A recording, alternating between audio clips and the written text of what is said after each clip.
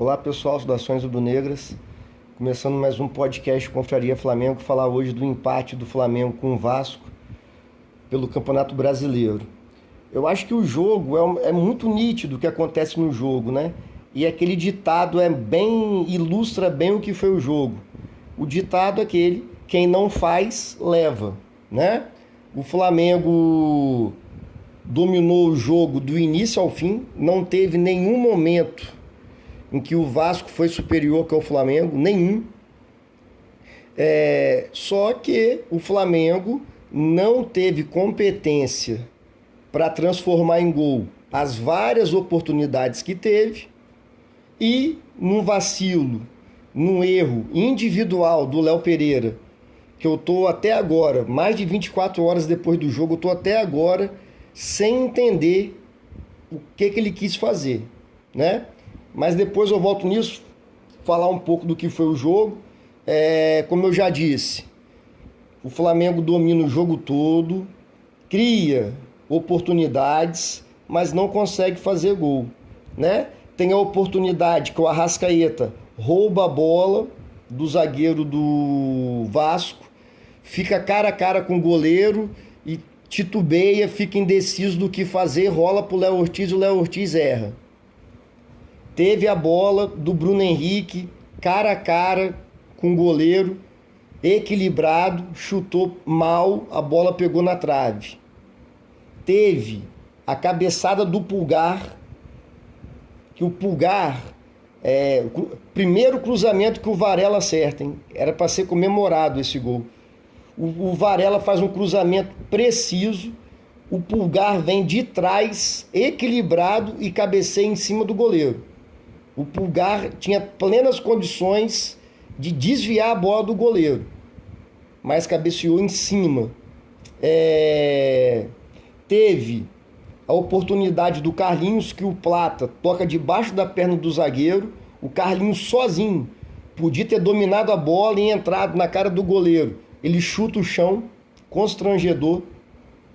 Teve a cabeçada na trave do Léo Ortiz, sem contar várias oportunidades que o Flamengo teve, mas errou o último passe, errou a tomada de decisão ou errou a finalização. Então, como eu já disse, quem não faz, toma. O gol do Flamengo. O primeiro tempo é um domínio total do Flamengo, a gente não consegue fazer o gol pelas chances perdidas.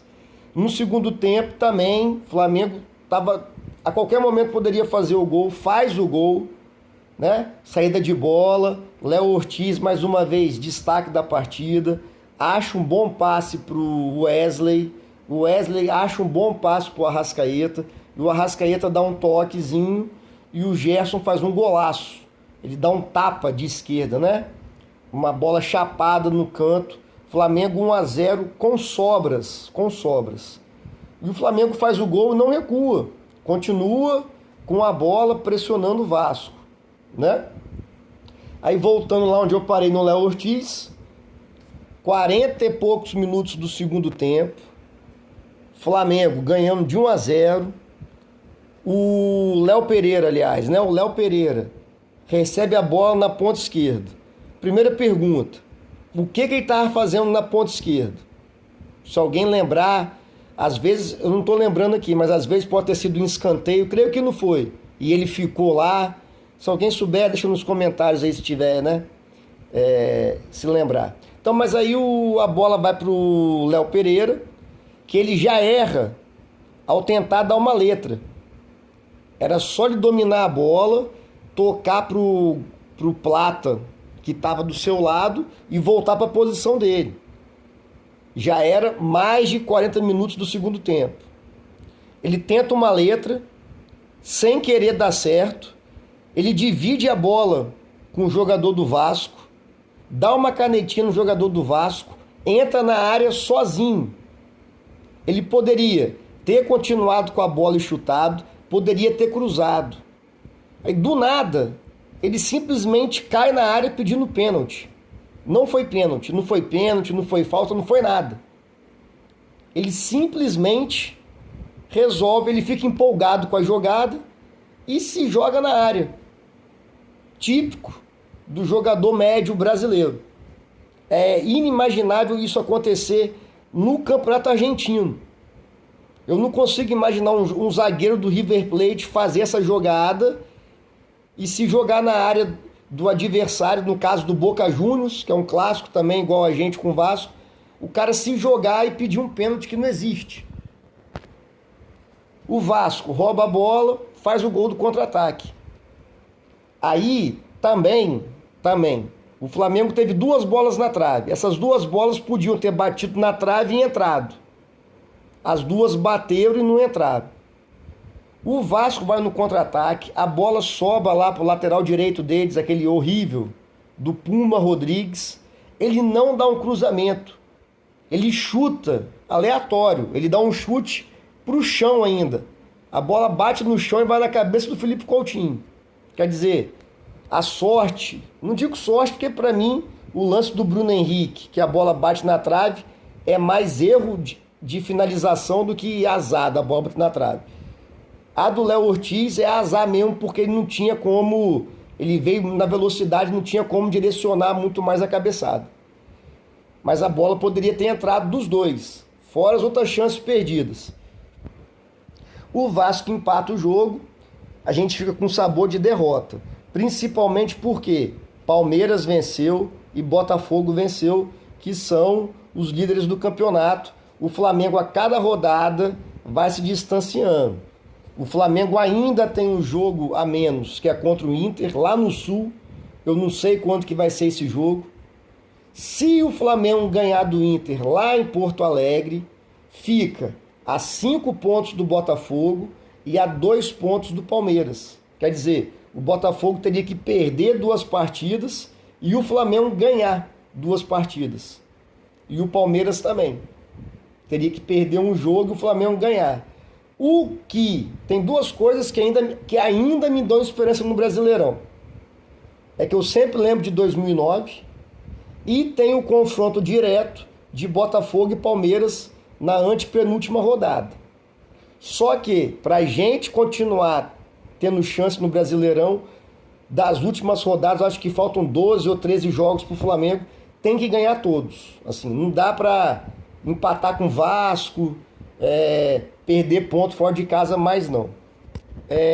O que me chama atenção, até já falei no episódio do Flamengo e Bahia, é a diferença de postura do Flamengo, de concentração, de postura, de entrega nos jogos do Brasileirão e os jogos das Copas, Libertadores e Copa do Brasil. O jogo de ontem, do ponto de vista tático, até mesmo técnico, mesmo com um número exagerado de gols perdidos, o Flamengo fez uma boa partida. Não dá, eu não consigo criticar o jogo do Flamengo, não consigo ver um erro tático do Tite, né? Entrou com o que tinha de melhor, fez a estreia do Alexandro e do Plata. Na minha opinião, os dois jogaram muito bem. O Alexandro firme, seguro, experiente, acho que vai ajudar muito. E o Plata, há 4 meses sem jogar, desde maio que não jogava, na minha opinião, fez uma boa partida. Ficou nítido que ele tá fora de ritmo de jogo, assim, né? Algumas bolas dava para perceber que faltava ritmo de jogo, mas na minha opinião, pelo primeiro jogo, os dois foram muito bem. Aí ele bota Pulgar e Léo Ortiz de volante, Gerson, Luiz Araújo. Um parênteses aqui agora. Luiz Araújo, no início do jogo, toma uma pancada no joelho. Vai ter que ficar um mês e pouco fora. Vai passar por uma artroscopia. Ele teve uma fratura da cartilagem. Impressionante. É impressionante isso. Um dos melhores jogadores, agora que chegaram, né? O Plata e o Alcaraz, que poderiam ser mais opção para o time, né? Já perde. Que o Flamengo ainda tem um time bom, na minha opinião. Só que quando vai fazer as substituições, está faltando, né? Vi de ontem que teve que tirar o Bruno Henrique, entrou o Carlinhos. O Carlinhos não é jogador de futebol. Não vou falar mais nada a respeito. Depois entra o Gabigol, que infelizmente se tornou um ex-jogador em atividade, não acrescenta mais nada. Então, a lesão do Luiz Araújo, a gente perde mais uma opção de entrar durante o jogo. Porque se o Luiz Araújo continua de titular, teria, né, a opção do Alcaraz, do Plata, do De La Cruz ali para entrar. Então, não tendo o Luiz Araújo, é menos uma opção de jogador. Acho que o Flamengo deveria levar um padre, um pai de santo, um pastor, todas as religiões lá na Gávea, no Ninho do Urubu, e todo mundo rezar. Porque é inacreditável, cara. Inacreditável. O Vinha rompeu o ligamento do joelho, teve fratura da tíbia num choque. E agora acontece com o Luiz Araújo, muito menos grave, mas ele teve, primeira vez que eu escuto isso, fratura da cartilagem do joelho. Vai fazer 2 buraquinhos no joelho e operar lá. 1 mês e meio de retorno. Vai fazer falta, reta final das competições, né? Mas voltando para o jogo contra o Vasco, a análise que tem é essa. Eu acho que a frase que fica do jogo é: quem não faz leva. Infelizmente, esse ditado aconteceu na prática com a gente. Gostei da postura do time, marcação boa, tudo certo. Só que falta aquela concentração no jogo todo. Uma desconcentração do Léo Pereira, um lance bizarro que eu não consigo entender por que o jogador brasileiro larga a jogada para simular um pênalti, tendo VAR hoje em dia. Se não tivesse VAR até podia ser, já estaria errado, mas daria para entender. Continua na jogada, filho.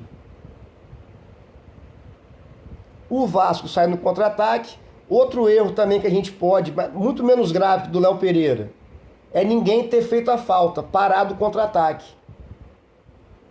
A impressão que dá é que o Léo Pereira e os outros jogadores, no Brasileirão, eles não têm a noção do que está acontecendo. Era mais de 40 minutos do segundo tempo, Flamengo ganhando de 1-0, Botafogo e Palmeiras tinham vencido na rodada. Então, tipo assim, tinha que estar com a concentração no máximo. No máximo. Mas parece que o time dá uma desligada. E é o suficiente para tomar gol. Mais um jogo que acontece isso, né? Mas o Flamengo consegue fazer 2 bons jogos seguidos. Fez um bom jogo contra o Bahia, no Maracanã. Fez um bom jogo contra o Vasco. O resultado foi uma merda. Um vacilo, põe tudo a perder. Tem que ter concentração o jogo todo. Não pode ter momento de desatenção, de não estar concentrado, de querer fazer graça, porque o castigo vem. O castigo vem. Certo? Mas eu fico com uma boa perspectiva para o jogo de quinta-feira contra o Peñarol. O jogo é no Maracanã. O Flamengo não pode perder tantos gols, não pode. Mata-mata teve chance, faz o gol, véio. O nome já fala, mata-mata. Teve a chance, não dá pro Bruno Henrique cara a cara chutar na trave. Não dá pro Arrascaeta cara a cara com o goleiro ficar sem saber o que fazer com a bola. Não dá pro Pulgar sozinho, equilibrado, cabecear em cima do goleiro. O próprio Gerson, que fez um golaço, bateu de chapa. Mas o Gerson tem muita oportunidade de chutar da entrada da área, não chuta ou chuta mal. Tem que aproveitar as oportunidades. O Flamengo é o time que mais cria grandes chances e o que menos transforma essas grandes chances em gols. O Palmeiras precisa de bem menos oportunidades para fazer gol. Botafogo também. Fortaleza também. A maioria dos jogos o Flamengo cria, e a dificuldade danada para fazer gol. Igual que foi contra o Vasco. Aí dá um vacilo, toma o gol. Por isso que não pode perder gol. Tem que fazer 1, 2, 3. Porque se tomar um gol de vacilo, como foi contra o Vasco, menos pior. E no mata-mata é pior ainda. Quinta-feira contra o Peñarol, 2-0 Flamengo, perdendo o gol. Aí vai e toma um gol de cabeça do Peñarol, 2-1, pronto. Fica pior para jogar no Uruguai. Mas as perspectivas contra o Peñarol, para mim, são boas. Vai ter o Alcaraz, vai ter o Gonçalo Plata, vai ter o lateral que estreou bem, Alexandro. O De La Cruz volta, então é mais opções, sabe? Acho que o De La Cruz deve continuar no banco se tiver condições físicas. O Léo Ortiz não pode sair do time. Para mim, essa dupla, Pulgar e Léo Ortiz, segura mais o meio de campo, dá mais liberdade, esses dois. Dá um pouco mais de liberdade pro Gerson, pro próprio Arrascaeta. Provavelmente vai jogar o Plata de novo, porque o Luiz Araújo machucou. Bruno Henrique vai ter que ir de centroavante, porque não tem outro. Carlinhos não é jogador de futebol. E o Gabigol é ex-jogador. Então, assim, perspectivas boas contra o Peñarol. E no Brasileirão, focar 100% no jogo, ficar concentrado, para não tomar gol besta. Valeu, pessoal. Saudações rubro-negras, abraço.